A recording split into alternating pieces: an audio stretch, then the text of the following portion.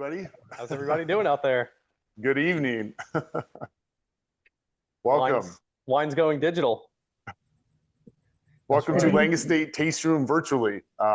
Stoked to have you guys here, and this is our first ever winemaker virtual tasting for wine club members. So thrilled to invite you into our winemaking living room and discuss our lovely 2024 vintage and some of the single vineyard wines we were fortunate enough to craft just about a year ago and release to you guys. So thrilled to be sharing these wines with you, virtually or otherwise, and stoked to have you chiming in. So it's going to be a really fun evening across the board. We're going to spend some time discussing a little bit about the vintage, a little bit about the history, some of the geology, some of the farming techniques, some of the winemaking techniques.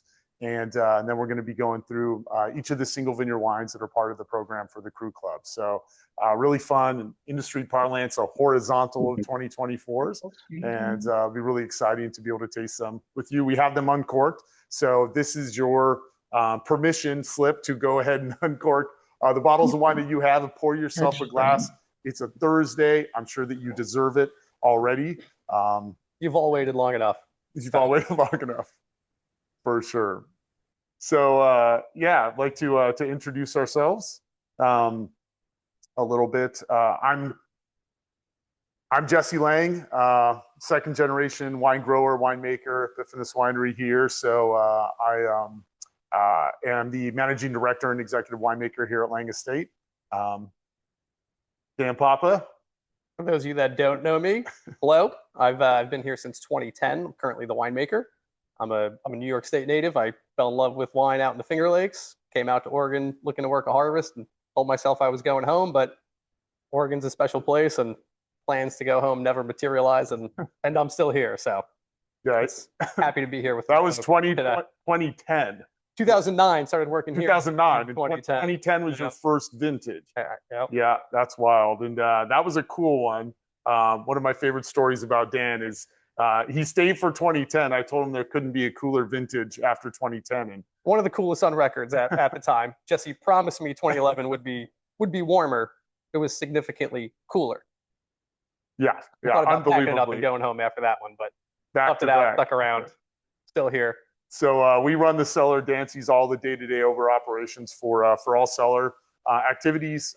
Really proud to be having him as our co-winemaker here, and he's just an incredible palate, just incredible depth of experience and knowledge in the cellar, and just continues to make outstanding wines year after year. So really thrilled to have him as part of our team for rolling up on 2 decades. So super exciting. Let's see. Wanted to make sure that you guys are tasting through some wines with us here. A couple other things to discuss. I know we got a little bit of order of the tasting to go through. So we're going to be starting with our estate Pinot Noir. Well, we started with some Chardonnay because it would seem rude not to. So hopefully you have some Lange white wine at home or rosé. We're able to open that as a sort of a... It's just proper. It's just proper, yeah. So we'll do this the right way. But the order of the tasting for the Pinot Noirs, we're going to be rolling through our Dundee Hills Estate Pinot Noir that's grown right out the window right here. I know many of you guys have been to our tasting room here atop the Dundee Hills, but our estate vineyards, the Legacy and North Lock are right outside where the deck overlooks the property. We're going to go into the Freedom Hill Vineyard, which is a site that we've been sourcing for almost 35 years on a bridge. We'll be able to talk about Freedom Hill. And then last but not least is our newest property for our estate vineyard sites. I call it the shiny new toy in the viticultural toy box. And that's our Lucky River Vineyard, which we're really proud to be releasing. The 2024 is our 4th effort with Lucky River, and really stoked to be able to have that as part of our single vineyard trio. So if you guys have questions, which we hope you do, only good questions though, but please put those in the chat box there. And our lovely team, Adrian, Ronnie, and Jessica, will be able to relay those questions to us, and we'll be able to answer those in time. So if you guys have great questions, we know that you do, just fill that out, and we'd love to have a lot of repartee and be able to answer questions that you have specifically about the wine. To give you a sense of where we are, where we're giving you guys this tasting from, I mentioned our tasting room here atop the Dundee Hills.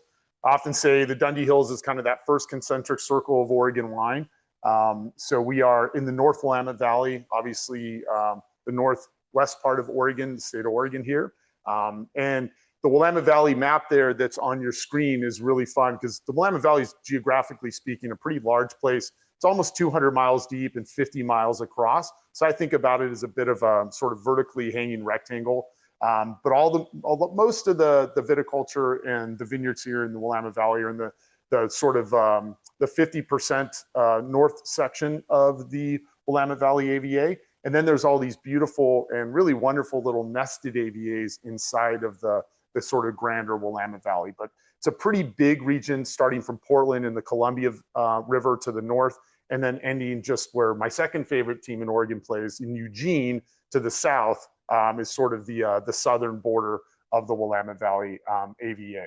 So that's my little plug for Go Beavers, but we are Duck fans on occasion too. The Dundee Hills AVA was where the history of this whole the whole valley started back in the 60s by the Lett family. Certainly, this has been sort of that, like I mentioned, that first concentric circle here where everything started. And my folks, Don and Wendy, were sort of chasing the dream of making Pinot Noir back in '87. And this was really, I think, sort of a critical area to get started with. It was certainly one of the touchstone sections of Oregon wherein, I think some of the early precursors of great Willamette Valley wines are being made. And my folks, Don and Wendy, really followed in those footsteps. So that's where our Epiphanis Winery was started, albeit humbly. This is Lange Winery 5.0, but my family started in the basement of our house just across the way in my parents' home. And that homestead property would literally house the tasting room for almost 12 years. So I know we see customers at our last wine club event that we had here in Winemakers dinners. And I love hearing from wine club members like talking about how we used to taste wine in the basement of your house, and your dog Archie was the valet barker and used to take you around and come in and taste our wares back from '87 to '99. So really humble beginnings, and it's really cool to be a part of it here now, almost 40 years later in the Dundee Hills, still making wines and still chasing the dream, the elusive dream of making world-class Pinot Noir and Pinot Noir perfection. It's come a long way in a short time. I started working here, the parking lot wasn't even paved, the road up here wasn't even paved, and now beautiful new tasting room, beautiful new vineyards. It's amazing to see the growth. It really is. And like I mentioned, the 2026 growing season just outside the door there, really exciting. It's off to a great start. And we're pretty progressed here in 2026 thus far. So we're farming almost 100 acres on all 4 properties now, and that's really exciting too. 2024, the vintage, to give you guys just a little bit of an overlay on the vintage overall. In a word, I think the vintage was epic. I think it's going to go down as one of these sort of vintages that just has sort of legendary qualities to it. It was a really even growing season across the board. There wasn't too many highs or lows. It wasn't too hot or cold. So sometimes we jokingly say it's a Goldilocks vintage. But the season progressed in a way and really consistently towards the end where we had really warm days but very cool nights. And those diurnal temperature shifts really help retain acidity, and the wines have really beautiful focus. They have great tannin structure, a lot of really beautiful panoply of different fruits, from red fruits to black fruits to blue fruits even, that we get from this kind of vintage. And I think the 3 wines that we're going to really focus on here in a moment are really going to underscore that in really, I think, compelling ways for you guys, and really showcase the sort of nuance of each different vineyard site. Yeah, it was a really quintessential growing season, in my opinion. And I say one of the things about growing seasons is you don't really want them to be exciting. You sort of want to look back and be like, I don't really remember much happening. And that's really how 2024 played out for us. And I think the wines are just really classic Oregon Pinot Noirs.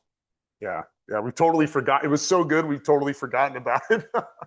So, I had to worry about 2025 and 2026 coming down the pike. So yeah, there's always a new one on deck. Really exciting across the board. I think it's important too. It was a great vintage overall. And I think the wines are really precocious in the barrel room. Even in November, like Thanksgiving of 2024, and we get into the Christmas holiday season, the wines just definitely had that ebullient personality, and they sort of were like announcing themselves, like, "Hi, we're here, we're 24s." So it was really fun to see them be great early, but also develop really nicely in the cellar. It's the sort of vintage when Don comes into the cellar and he says something in January like, "Let's get it in a bottle." You know, like we got a few more months. We'll be getting it in a bottle, but yeah, not quite yet. There's a little more maturity, of course. So just to give you guys a little background, I think scope of Pinot Noir and why we're making single vineyard wines. You know, Dan and I were chatting about how I think it's important to underscore the notion of why Pinot Noir? Why are you crafting single vineyard wines in general? And that's a concept that started a long time ago for us and my family. Back even in 87, 88, 89, we started to really get our feet wet and understand the vineyards that we were working with and the profile of Pinot Noir that was coming from those sites. So this was actually this is really fun picture of my old man, Don Lange, our consulting winemaker and founder of the winery, with that aforementioned collie dog, Archie, who was the valet barker. But that's a fun photo because that picture was literally the first 18 rows of Pinot Noir we planted in 1988. And that was literally taken. That photo, Wendy took that from the deck of the house where my folks still live, just a few hundred meters that way. And that was the first block of Wädenswil clone, the Swiss clone of Pinot Noir. We got those cuttings from David and Diana Lett, who are the founders of the modern wine industry here in the Willamette Valley. So that's a really fun picture, all 8x5 spacing. I remember pounding those posts with my old man back in '88. So super fun to see that one. This was the tasting room / barrel room in the basement of the house. And like a lot of Oregon properties, you know, especially back in the day, you know, we helped to establish not just a brand at Lange Estate Winery, we literally helped create a category called Willamette Valley wines. And I think that a lot of people back in the day, you know, the 60s, the 70s, the 80s had really humble beginnings. So we were not alone in that regard. So this was the tasting room, those French oak puncheons in the back. I will point out that my folks, Don and Wendy, were able to craft some spectacular Pinot Gris, and we still do to this day. But we were the first to do a barrel fermented release of Pinot Gris in North America, and was one of our flagship sort of like establishment bottlings back in the time. So that was what was resting in those puncheons right there, was the first release of Pinot Gris that was barrel fermented. You know, Don was the fourth producer in the entire New World, but the first to release an entirely barrel fermented style. It's an amazing claim to fame. It really is, yeah. And the Pinot Gris has such a great history here, but we'll save that. We'll save the deep dive of Pinot Gris for a different time. Flight.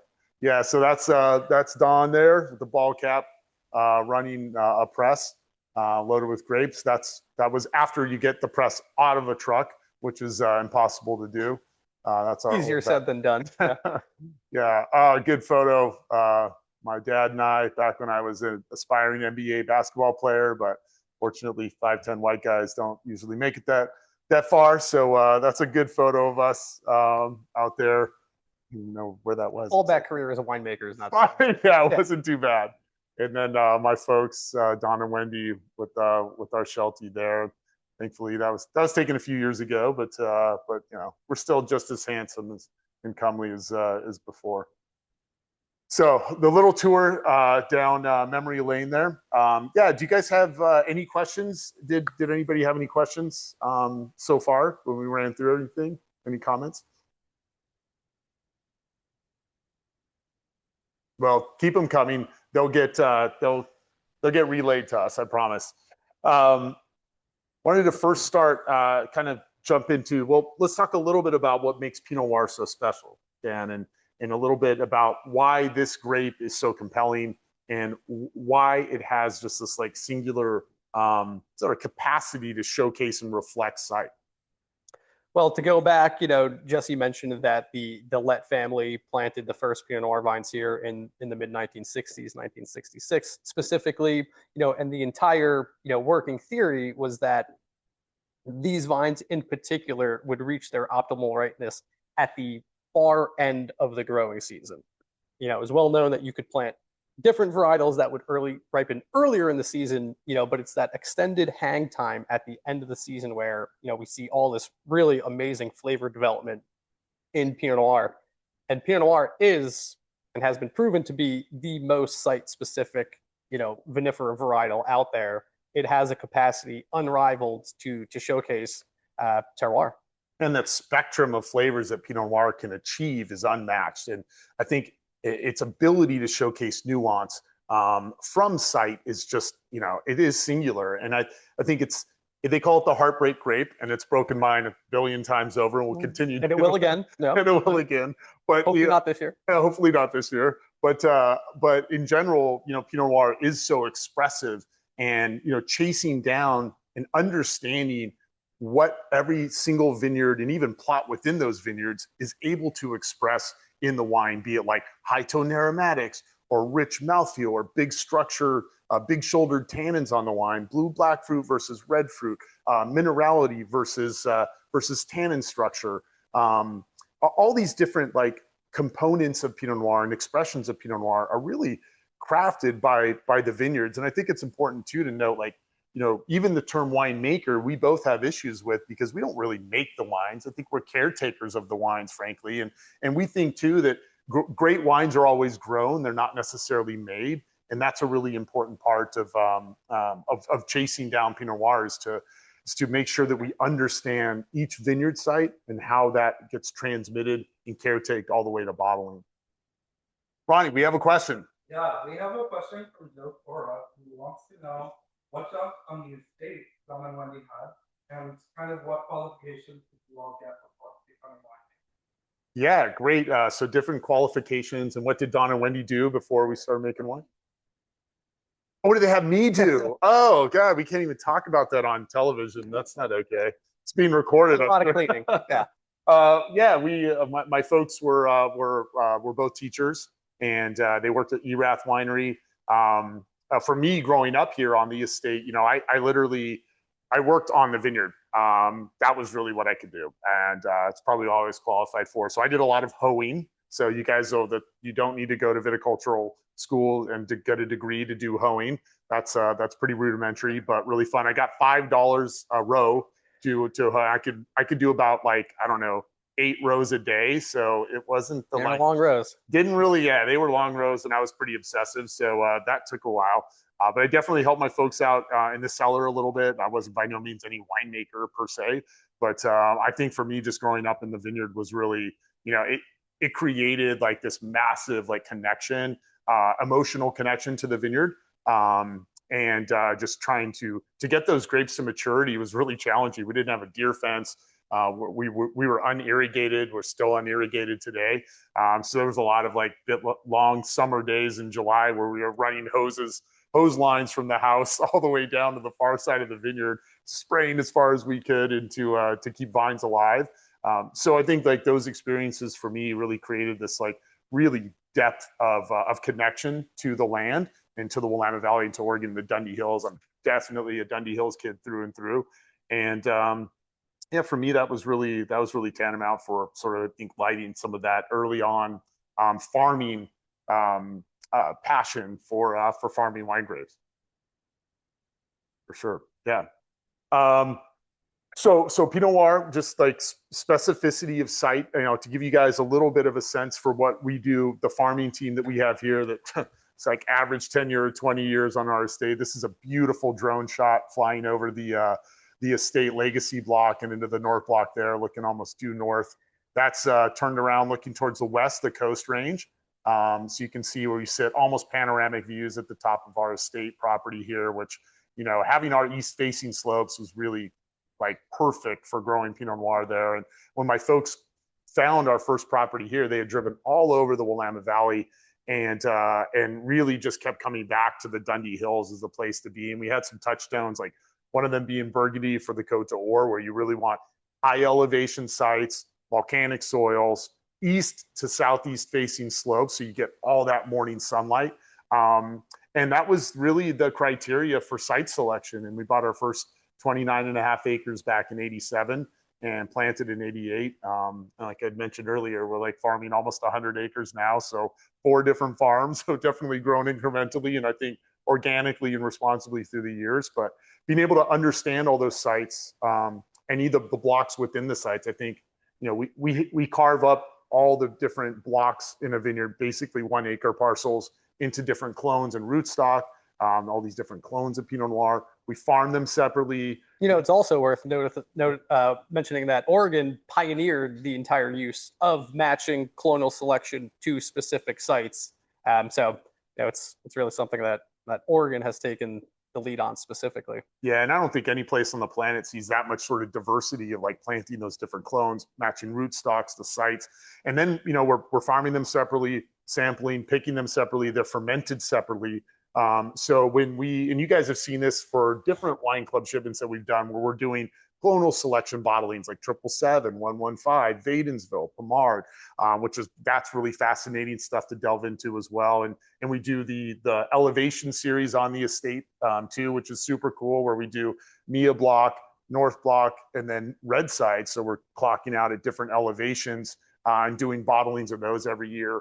That's really compelling stuff. And then we do the geology one, which is one of my favorite trios of Pinot Noir, where we're doing volcanic, marine sedimentary, and windblown, all the 3 hillside soils here in the Willamette Valley, which really compelling Pinot Noirs that come from those.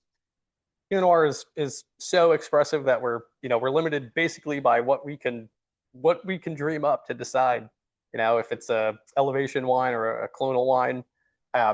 There's a ton of range out there, wines that we can make. And when you guys come to the winery, this is your invitation, but there's an opportunity that every single barrel is its own snowflake.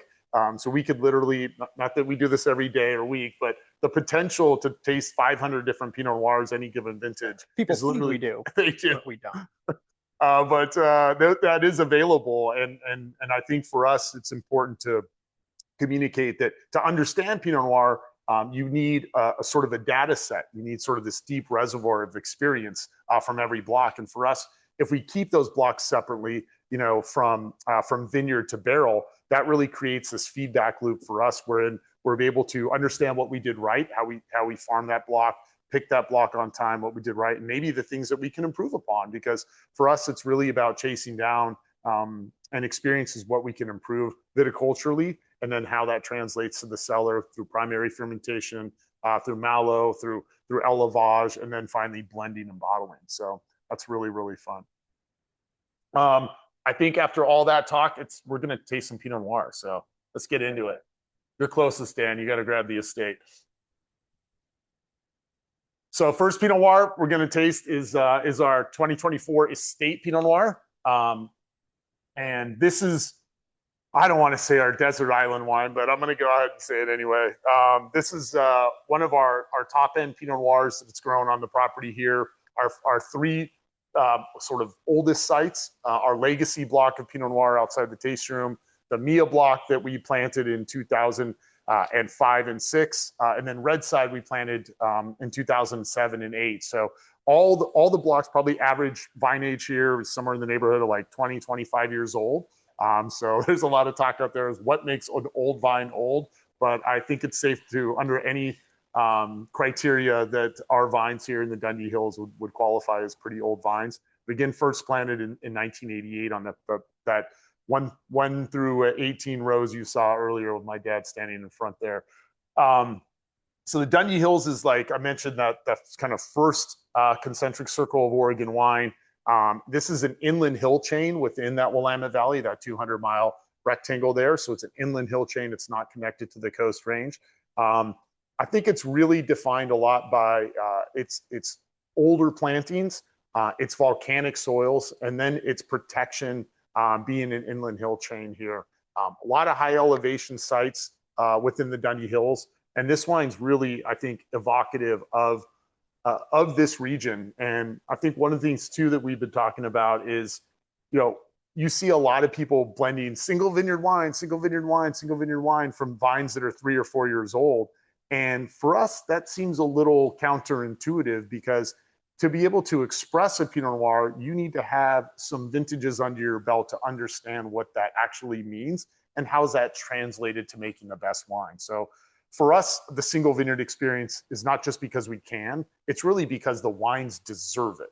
And the wines have sort of had that pedigree, that quality, and that unique profile that kind of shows up in the bottle or barrel first. And then we're, fortunate enough to kind of chase down and being able to work on the blends.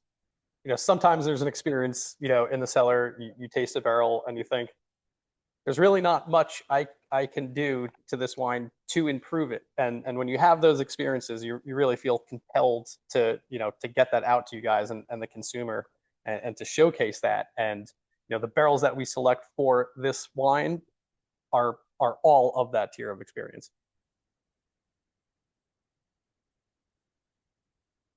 So one thing, Jesse, you were talking about, the Dundee Hills in general and the nested AVA. I know you were on the board that actually established the way Dundee back Hills when. way back when. It was the first nested AVA within the Willamette back in 2004, I believe. You want to talk a little bit about what it takes to form a nested AVA within the Greater Valley and what that means? It's a lot of paperwork, a lot of research. Some of our colleagues were, Alex Sokolblosser was part of the lead for that.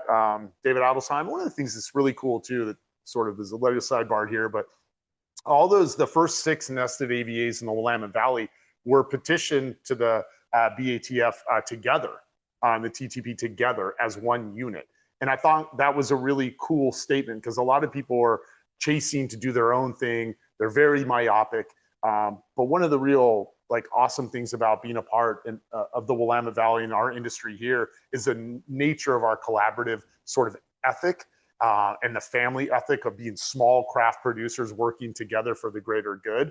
And that nested AVA petition was a really important part of that. And I was fortunate to be a part of that too. And we started the Dundee Hills Wine Growers Association. I didn't know what to do, so I knew we had something really special. We wanted to start an association that reflected that, and we did a bunch of research. I call us kids back then, but that was 2004, and we started the Dundee Hills Wine Growers. I've been a big part of that for many years, and we just thought that this place sitting here in these hills is just such an iconic part of whatever is Oregon wine. And I believe we're up to 11 nested AVAs, if I'm not incorrect. Yeah, that's right. So there's all these different special places, and AVA, for those of you who don't know, is an American viticulture area. So it's this little section that's kind of carved up by different criteria. To be a nested AVA within the Willamette Valley, it's basically a 300-foot base, lower level floor for the elevation, up to however high, usually 900 to 1,000 feet. Soil type can be a part of it. But you have to have geographical and geological characteristics that help define your AVA or some of the criteria. Ronnie. The question in the chat for Dan, specifically, what is élevage and why is it an important part of it? Élevage is your year in the cellar, essentially. That's sort of the term that we use to represent everything, all the actions that we take over the full year on the wine and how that wine is treated, whether that's aging in stainless steel, aging in French oak, aging in concrete, and all the decisions therein sort of stack up to be the élevage of a wine. I don't know if you wanted to add anything to that. Yeah, I mean, all the different selections that you make for barrels, concrete, how long you're going to be aging wine, how much new French oak, which forests they come from, and just you guys just wanted. We'll do a talk eventually on just cooperage and just barrels, but that's its own. We spend a week just talking about barrels, and you barely scratch the surface. So that's just one tiny component of what we have going on, but certainly élevage in French oak is a big part of what we do too. A little bit specifically about this wine, we selected 18 barrels out of almost 250 barrels to make this blend. For the 2024 estate Pinot. Some of the characteristics for us that help define the wines, and I think we're usually pretty humble about things, and we want to be less we're really low. Extraordinarily humble. Well, we're low to tell people what you're tasting, right? So some of the tasting notes, but I do think it's important to give you some touchstones and some sort of some touchstones and some terminology that we think help sort of define the wines. And Dundee Hills wines, for me, generally speaking, tend to play sort of in a red fruit category with maybe some blue fruits, but it's pretty rare that I find like dominant black fruit in Dundee Hills wines. I think a lot of that has to do with the soil that we have here with our volcanic Jory soils. The wines also can be really high toned, a lot of like rose petal, cinnamon spice components too. Like my dad would always say, both my folks would say, like, you know, Indian spices like cardamom and clove. And then I think there's just sort of this round voluptuousness on the palate where the wines have like this like delicious kind of round texture and really long finish. The wines have beautiful high tone fruit, and they just carry really the length on the palate. I think is another defining feature of Dundee Hills wines. You know, there are two main soil types that you see in vineyards in the valley: volcanic soils and marine sedimentary soils. This is the one volcanic soil that we're trying to deflate today. This is all grown, you know, as we mentioned, out here on the estate. It's all on Jory soil, which is Oregon state soil. There'll be a quiz later. But yeah, this wine, I think for me, there's also, you know, as we sort of get into it, hopefully you guys are sharing this with us. I'm almost drank all mine, of course. But this wine has this like beautiful, like sort of an Earl Grey note too that floats over the top. And I think that's a defining feature of wines grown on this hillside. You know, it's not dominant, but I do find it sort of weaving through the wine, especially aromatically. And for me, I always think about that wine when we're tasting barrels in the cellar and crafting, you know, our blends to put together our estate bottling. The final blend, typically we'll see that note sort of elevate, start to emerge on the final. Yeah, for sure. Yeah, the wine's got such a long finish, man. I love the 24s. You know, and we really want you guys to pay attention to the color of these wines. It's been a focus point of Jesse and I for the last couple of years to really, you know, to focus on the color and to brighten these wines up as much as we can. And we really think that looking through, you know, some verticals of the wine that we've really started to achieve that. Yeah, I think of a lot of minimalist sort of approach in the cellar. And these wines have, like, if you hold them up, especially against a white background, like there's sort of a neon edge to these wines. They're almost like magenta and fuchsia, and they sort of glow almost. And they have brilliance and clarity. And we think, you know, sometimes like wines can be dark, but are they brilliant? And I think that brilliance and that the way they capture and sort of hold the light, I think is, I think you'll see that in a lot of these 2024 starts to become a signifier for quality. When you see that level of brilliance, you know that you're really drinking a high quality wine. Yeah, and the acids kind of like they sort of dance. They're really kinetic, and I think the energy of the acid profile for Dundee Hills wines is sort of gives the wine such great, like, sort of kinetic, vibrant energy to it. This wine definitely has that. Yes, another question. What vintage was the first estate wine? Yeah, so the question was, what vintage was the first estate wine bottling? I think the first estate wine, we had a guitar on the label, a Larrivee guitar made in Canada, and I can see in my mind's eye, I think it was 1993. We planted in 88. I told you that we had some issues with the deer, and so we didn't have a super early harvest on our estate, so getting those vines up and running. But yeah, to 1993, I think was the first bottling of estate that I can remember. We've made this ever since. And in fact, actually, those 93 wines are holding up great. We had a 93, like, 4 or 5 months ago, and wine was just like singing. And it's just stunning to see how well the wines age and hold up. So for those of you who have the 93s in your cellar, now's a good time. I gotta start hanging with you outside of work. It's too much. All right, any other comments on the estate, Daniel? Any other questions about the estate? Yeah. You know, I'd mentioned it. It's my favorite wine. There's just a special connection to driving up to this site every single day. I love the Freedom Hill. I love the Lucky River, you know, but I'm not at those sites every day like I am here. And, you know, you just develop a really strong connection when, you know, you see these vines get off to the growing season. You see them get off to a strong start like they are now, you know, and a couple years later, you're drinking this wine It's an experience. Yeah, it's fun to have like the opportunity to make world-class wines. And I think, albeit our industry is still young in sort of global perspective of wine growing regions, but what we've been able to accomplish in 50 years on a qualitative spectrum for, making world-class wines has been really astounding. And we think the estate is part of that program for sure. On a larger note, I would call, Oregon's Willamette Valley the most compressed wine success story in America. Yeah. It's been a tremendous amount of success in a fairly short period of time. Yeah, totally. Freedom Hill. Moving on. All right, I got this.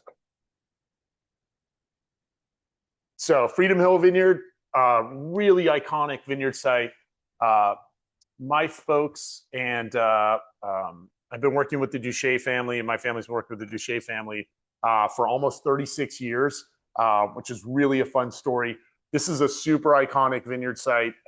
Ken Wright and my folks were the first two winemakers to work with this vineyard back in the 90s. There wasn't a lot of vineyards down there in Mid-Valley. This site is in the foothills of the Coast Range, and it's just outside of Dallas, Oregon. It's almost a 120-acre parcel. The Duchés live there on property, Dan and Helen. Their son, Dustin, is a second-generation wine grower who is just a tremendous asset to the wine industry in general and an incredible farmer. This special site is a little lower than our estate in terms of its elevation, but it's all on marine sedimentary soil. So that other soil type that Dan alluded to that's really widely available here in the valley, all on bell pine soils. This site is really east facing and looks at Mount Jefferson. For those of you who know, our estate on the deck out there looks at Mount Hood, but Freedom Hill looks right at Mount Jefferson. Beautiful views there. And the site there is a little bit closer to the Van Duzer corridor, which is the lowest spot in our Coast Range. And that has a lot of effect on our evening temperatures and the amount of wind that's down there. So making a shift from the Dundee Hills, which is that inland hill chain, Freedom Hill and the next wine, Lucky River, are both affected by wind in a way that the Dundee Hills wines are not. And that tends to lend itself in general into wines with thicker skins, berries with thicker skins. And that wind combined with the marine sedimentary bell pine soils, I think really showcases wines and develops wines that have big structure and definitely more blue-black fruit character rather than the red fruit character that I think kind of defined the previous Dundee Hills wine. Yeah, established in 1982, I think you mentioned. The winery started work with this fruit in 1991, if I'm not mistaken, or 1990. Right. To sort of go back to the nested AVA conversation in 2022, in large part thanks to Freedom Hill, they were able to define a new AVA, the Mount Pisgah Polk County AVA. That's right. Which is a mouthful. Yeah, a mouthful, but exciting for them nonetheless. Yes. What compelled your family before this was even in a nested AVA to start to explore this area of the valley? Yeah, I think really working, anytime you work with a new producer or farmer fruit, you're taking some degree of risk, especially if there's no sort of track record or bottled track record that you can go back and taste, a historical perspective on the vineyard or the wines. So I think it was a bit of a leap of faith to work with the Duché family, but they liked the site. They liked the fact that it was east facing. The soil type seemed appropriate. Be it on bell pine soils. And Dan and Helen were just incredible farmers, and they had a really, I think, amazing vision and a real, I think, aligned mentality of making growing world-class grapes, and then entrusted, my father and Wendy to make world-class wines. So, being able to have that relationship since 1991.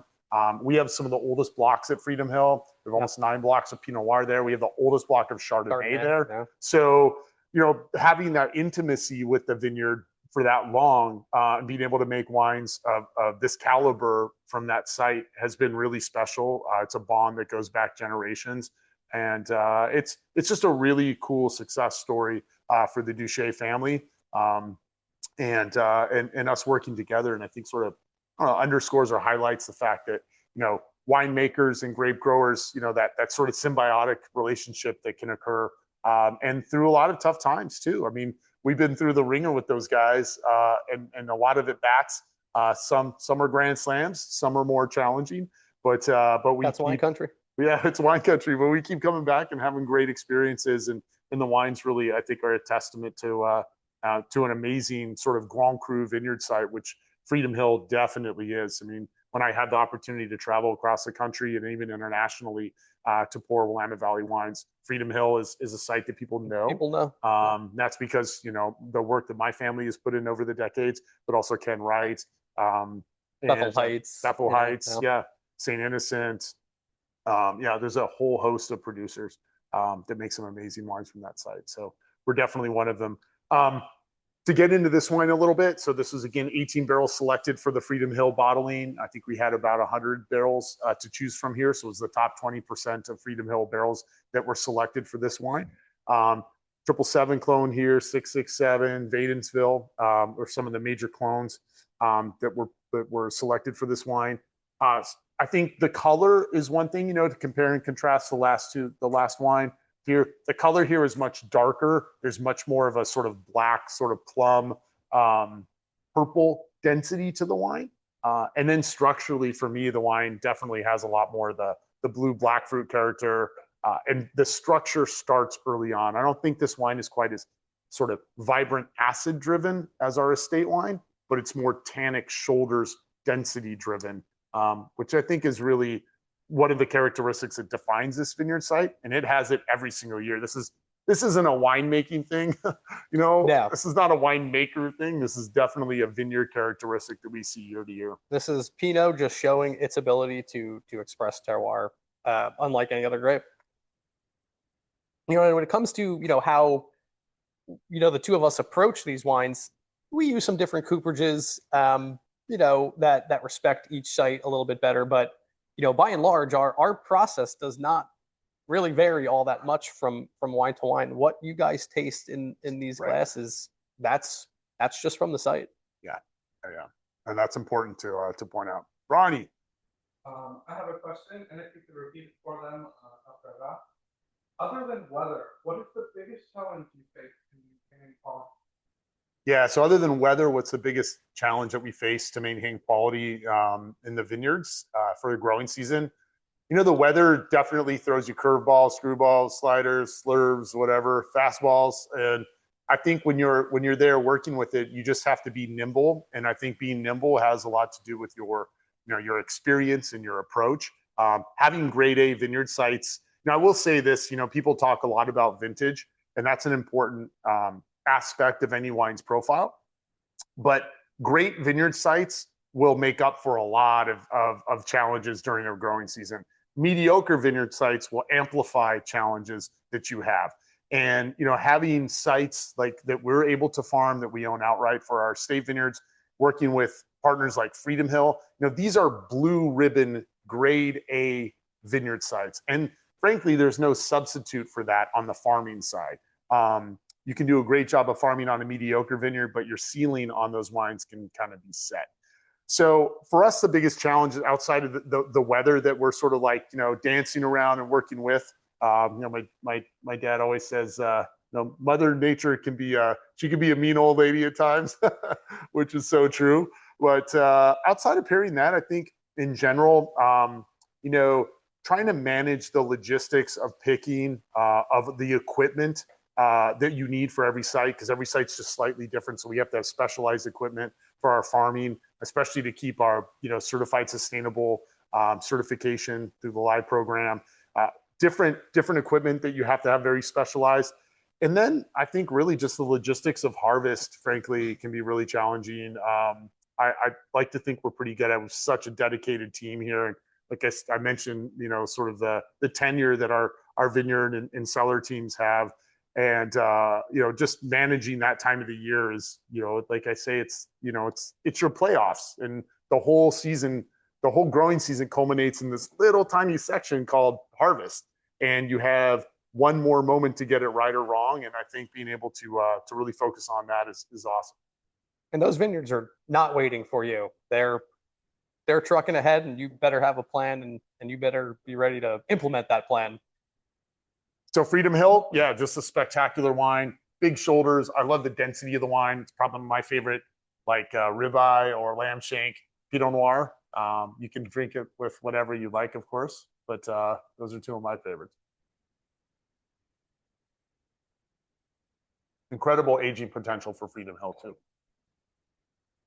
Last but not least, Lucky River Pinot.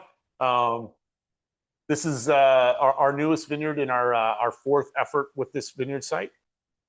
My family had the opportunity. We had planted all of our estate vineyard sites to capacity here in the Dundee Hills, and we were looking to acquire a new vineyard. Had to meet some criteria for us. Great wines, obviously. Pinot Noir primarily, a soil type not volcanic. So we were looking for Willackenzie soils here, marine sediments, a vineyard at scale, and a vineyard with old vines. So that narrowed that grouping down quite a bit for criteria. And we were really, really fortunate after a lot of diligent research to find this site. It's south of Freedom Hill just a little bit. So it's down about 35 miles from here, from the estate. It takes about an hour door to door to get there. It's nestled in the foothills of the Coast Range. So it's literally almost like a wildlife preserve down there. It's gorgeous. It's so pretty. It sits up, abuts this like amazing national forest of Douglas firs. And the site looks at Mount Jefferson there. And it was planted originally in 2000 and 2001. So the vines have age, and the wines and the vineyard sites has pedigree. And we've really loved that this vineyard has been able to achieve for us single vineyard status, pretty quickly. And the wines are really different from the Dundee Hills here and Freedom Hill. Yeah. So I think for us, it's really, it just seamlessly sort of rolled right into our single vineyard trio. And we're thrilled to be able to showcase this for you. I did mention trying to be humble about wine, and especially Pinot Noir being the heartbreak grape, but we only selected 10 barrels of this wine. So it's a lower production than the previous two wines. We only did like 250 cases of this wine. So super limited, but the response to this vineyard has been really over the top. It's become, some of our favorite Pinot Noirs here really quickly. We know the quality's there. We plan on making more in the future, but we really want to make sure that we're taking it slow. We're making wines that are going to stand the test of time, especially to get going. So, one question I had for you in regard to Lucky River, how has the experience been of taking over an established vineyard versus planting a vineyard like your family had done with the estate and your home site at Redside? Yeah. That's a great question. A number of different challenges. I think one is just, that learning curve. You want to flatten it out and have it not be so steep, but some of these things just take time. And I think that's just, everybody, especially in 2026, we try to fast forward everything, and everybody's living in such a current environment where I think we're overwhelmed with everything being thrown at us. Sometimes there's just a modicum of patience that has to be observed and appreciated, and just slow your roll. And so for us, learning about this vineyard, I think it took me 2 years before we were able to get like our farming team there to really get a sense for what we were doing, and to understand the blocks too. I think for us in the cellar, understanding the 777 versus the 115 versus the 113, like all those different blocks and clones of Pinot Noir. It just took us a while to try to understand, if we're looking to look for like a little more extraction, a little less extraction. The Coopers. The first vintage was fairly anomalous, which 2022. Yes. Didn't really help getting. Yeah, we had the first vintage was a doozy. We'll save that for a different time. Of great wines, but that experience was definitely was a challenge for sure. But yeah, I think the vineyard for me, I mean, some of the characteristics of this site are, I think really high-toned aromatics in the Lucky River wines. This has a fair bit of 777 clone in here, so there are some bigger shoulders. I think some really nice tannin density to the wine. Don't think it quite has the minerality of the estate Pinot, but I think there's some like great like chocolatey dense tannin notes that are rich. They're not hard tannins, but they're firm. I think they run out really nicely. Not quite as well built as the Freedom Hill, but a more sort of lithe power in the Lucky River.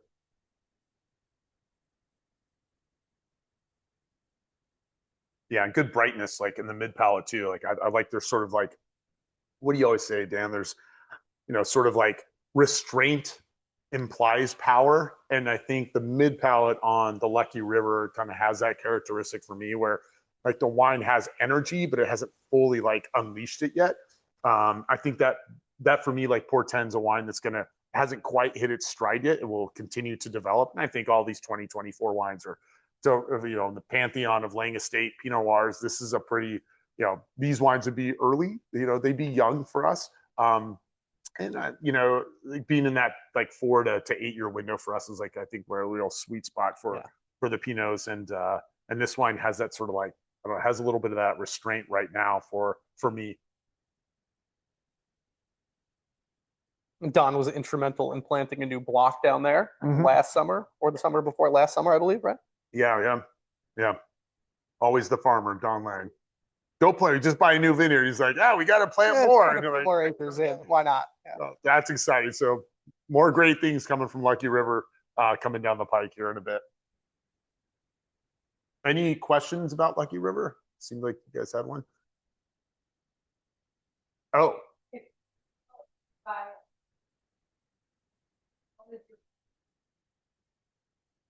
Oh, so the question was, if lamb shank and ribeye is my Freedom Hill pairing, what is the pairing for the estate Pinot Noir? I'm just gonna say duck, and I'm gonna peace out. Oh, I was gonna go like cedar plank salmon.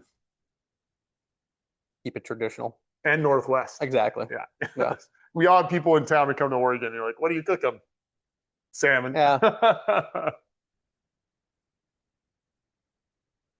Yeah, Swan Streak is great. Ronnie. I do have a question. What wine in this lineup may have challenged your expectations? What wine challenged expectations for us? I'll start off and I'll say the Lucky River has been it's a new site for us, and it's been interesting to watch its evolution. When we got the site, originally in the cellar, you're looking at the map. It's a few miles away from Freedom Hill. In your head, you think it's going to be a la, that site, more structure, more power. And the wines have over the years, albeit not many, proven to be, more live and high tone. So, it's been interesting to sort of work from what you think you're going to see to actually what you have, and and how you can express what the site is actually giving you in its highest capacity. So it's been a great problem great puzzle to solve. It never stops. A Lucky River pairing for food. Woo. Elk burgers. Elk burgers. I love it. Yeah, there is a herd of elk that runs down there. So elk burgers is it's appropriate, Daniel. I like elk burgers too. Delicious. Northwest cuisine. Yes, sir. When evaluating a great Pinot Noir, what characteristics are you personally looking? Yeah, for what characteristics for evaluating great Pinot Noir, I think in general, I'm looking for wines that have great aromatic expression, lithe but firm tannins. So for me, texture of Pinot Noir has to be like one of those really top end criterias for blending for us, and for any Pinot Noir that I drink. Like the texture can be firm and kinetic, but and have good minerality. But I want a little bit of weight there and richness. But I want it to be really well tied together, so the wines can have shoulders, but they feel like they're complete. And then I think Pinot Noir should really always have a sense of place. That's just so important for any craft wines on the planet. It's like to have a sense of place and to have authenticity. And that word gets thrown around a lot, but I think it's important, to as a winemaker to be reflective of site in the wines. I think if you guys, and when you come back to the winery, come and visit us, and we can taste wines over the decades from these vineyards, and they will have some, I think, common threads that run through the vineyards year to year that I think even surpass the vintage variation in the growing season, where you'll see some really commonalities that run through there that are really special and unique and compelling. What are your favorite vintages? Oh, favorite vintages over the decade and why? Young man, Mm. peek on it. 2021 was one of my favorites. I think the estate Chardonnay from that vintage was probably a benchmark bottling for us. Um, it it also came on the heels of a problematic vintage, so I was relieved to have a nice, more classic Spectacular, style. Yeah, spectacular. and I'd say that so far these 2024s are probably just about at that tier in my mind as well. I think we'll be looking back on this vintage in a couple of years, and we'll be really happy with some aged wines here. So Dan's favorite historical vintage started in 2021. Mine go back a lot. It was they said the last decade. All right, last decade. Okay, all right. I'm terrible at listening to questions. I haven't been working at a winery since I was 9, so my vintage is a little more compressed. Well, so 2015 was one of my favorite vintages. 2018 was great. 2019, 99, yeah. Yeah, and 2025 in barrel is spectacular as well. So yeah, we've had a really amazing lineup of incredible vintages, and yeah, we go from strength to strength. It's certainly fun. Challenges never go away. You're always sort of grinding towards making the perfect Pinot Noir, which I guess doesn't exist. But it's really that that chase that makes it all worthwhile in the cellar, frankly. But if it did exist, it would probably be in one of these 3 bottles. Yeah, yeah. 24s are showing amazingly. Yeah. Well, do you guys have, Jessica? Are there any other questions, Ronnie, Adrian?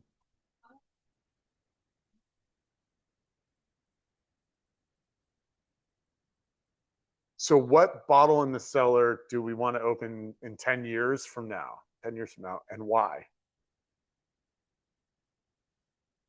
I'm going to say sparkling. I'm going to say our 2018 Method Champenoise Mia Musso Sparkling Brut. That's what I want to open in 10 years for me. And why? Because it's awesome. And I think it's going to age extremely well. And it'll be the first time we've ever had a sparkling wine that's 10 years old. So I'm going to go with the 2015 estate Pinot Noir. And why? It was a year before my kids were born. I was free. I was young still. I just remember that vintage having just, a quality of, and everything we blended together was amazing. And it felt like an intellectual challenge to make the most amazing wine that year. Yeah, the floor was pretty high. The floor was high. Yeah. Exactly. Barney. Sustainability. I figured I would ask, what is live? Yeah, so in terms of sustainability and what is the live certification? So live certification is the highest level of sustainable viticulture you can achieve. It was developed here in the Willamette Valley. It's an acronym for low input viticulture and enology, so pretty catchy.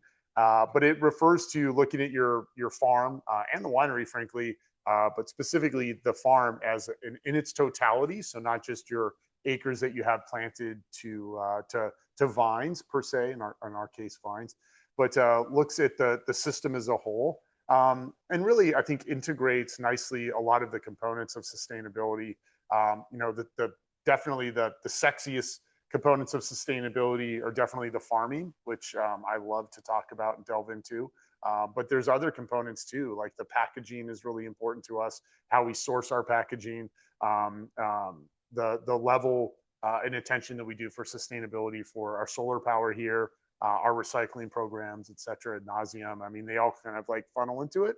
But the live program is an amazing sort of viticulturally focused program developed here in the Northwest that has, I think, a couple thousand members now and has a lot of acreage under vine.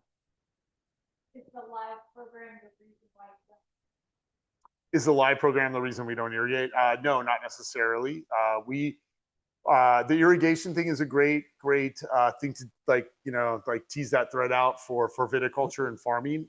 For me, I believe very strongly that outside of establishment purposes, i.e. vines that are 0 to 3 years old, the best wines in the world are non-irrigated.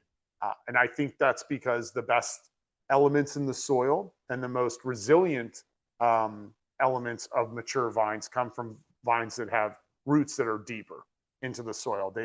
they sort of ride out, sort of changes in the growing season a lot better. They're much more resilient. And I think they have the capacity to make better wines across the board. So, when you're seeing a vine, you're seeing the tip of the iceberg.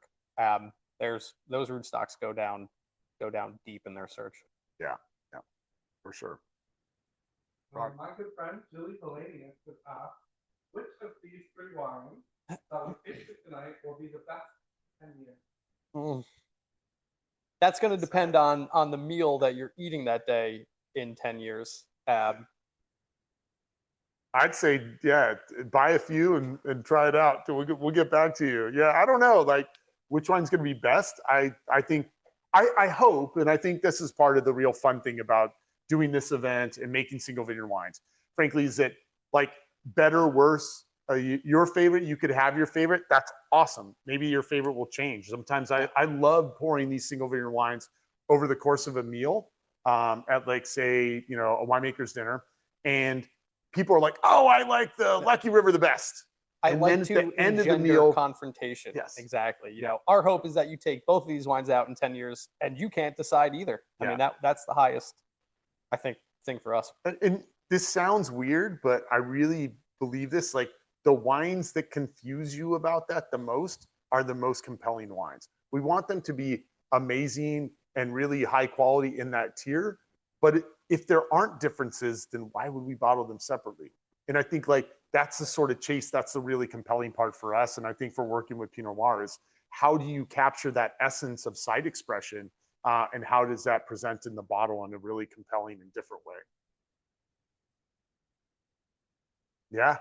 Well, I think we've come to the end of our time. Thanks so much for being Wine Club members. It's awesome to have you join us.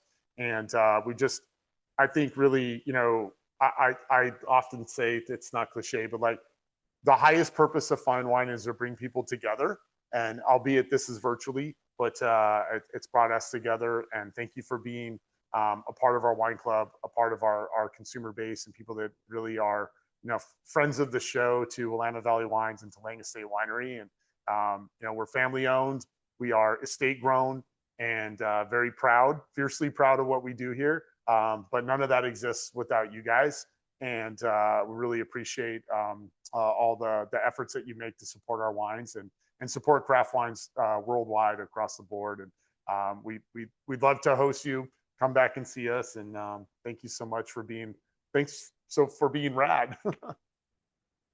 Yeah, we appreciate you guys being the first to do this with us. I think it's gone well. It's been amazing. Yeah. Thank you guys. Thank you. Appreciate it.